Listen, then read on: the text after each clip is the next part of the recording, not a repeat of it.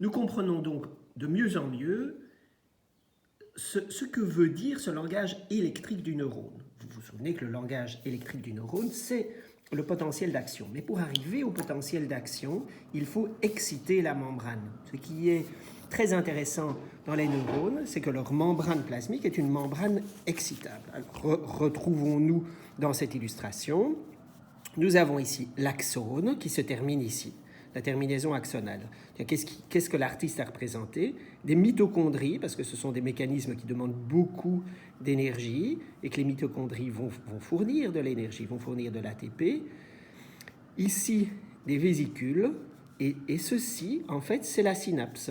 Nous voyons la fente synaptique, et ce qui est représenté ici, ce sont des récepteurs postsynaptiques. Donc, dans le vocabulaire, on a ici le neurone présynaptique, et ici, on a la cellule postsynaptique. Je dis la cellule, c'est le plus souvent un neurone, le neurone postsynaptique.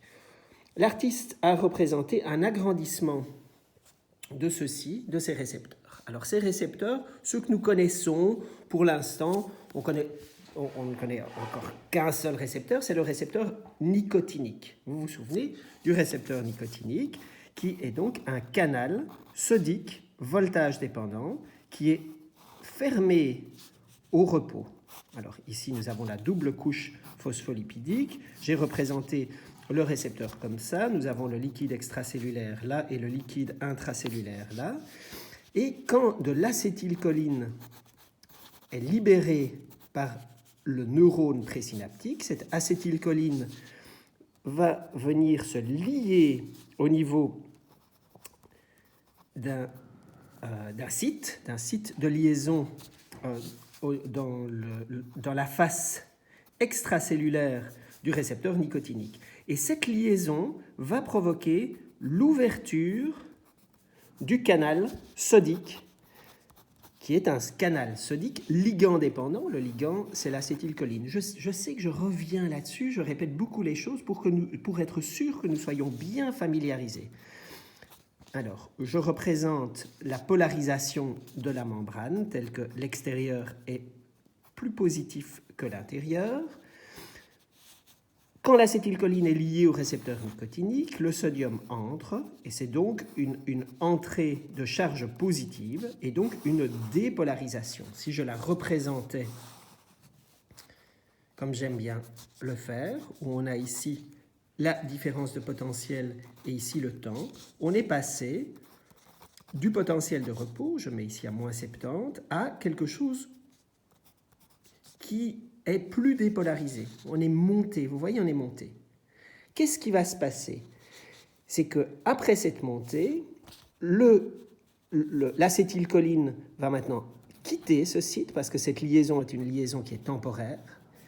Le canal va se refermer, le sodium ne va plus pouvoir entrer, et ces ions positifs vont aller plus loin, vont diffuser, ils sont libres de diffuser dans le liquide intracellulaire, et comme ils vont diffuser, on va se rapprocher et puis retrouver le potentiel de repos. Vous voyez, si je le traduis ici, là où j'ai enregistré, c'est-à-dire ici, j'ai enregistré ici, voilà, qu'est-ce que je représente? Je représente une manière d'enregistrer. J'ai une aiguille graduée. Là, imaginez que c'est une machine comme ça. Bon, je ne sais pas très bien représenter, mais en vrai, c'est plutôt un oscilloscope où je suis passé de moins 70 à quelque chose qui est moins, et puis des moins grands chiffres, peut-être moins 60. Et puis, les ions positifs ont quitté là où j'enregistre et je retombe vers moins 70.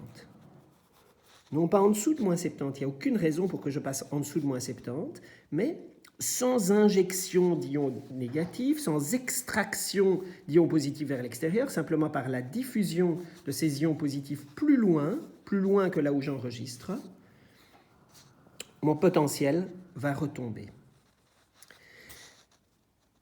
Je l'appelle ici un potentiel excitateur. Donc c'est un potentiel excitateur. Ce potentiel excitateur est un potentiel post-synaptique. C'est le potentiel que j'enregistre au niveau de la membrane postsynaptique, non pas au niveau de la membrane présynaptique, mais au niveau de la membrane postsynaptique. Et je l'appelle donc un PPSE, potentiel postsynaptique excitateur. Et la forme d'un potentiel postsynaptique excitateur, c'est une déviation vers le haut, et puis on rejoint le potentiel de repos. Alors, comment ça a été représenté ici? L'acétylcholine a été libérée, c'est lié aux canaux sodiques ligand dépendants qui sont les récepteurs nicotiniques. Le sodium est entré et ça a dépolarisé la membrane. Ici, leur valeur de référence est moins 65 plutôt que moins 70. Ici, c'est le potentiel de membrane. Et on a cette déflexion de dépolarisation, et puis on va rejoindre le potentiel de repos. Et en anglais, il l'appelle EPSP, comme nous l'appelons PPSE, le potentiel postsynaptique excitateur.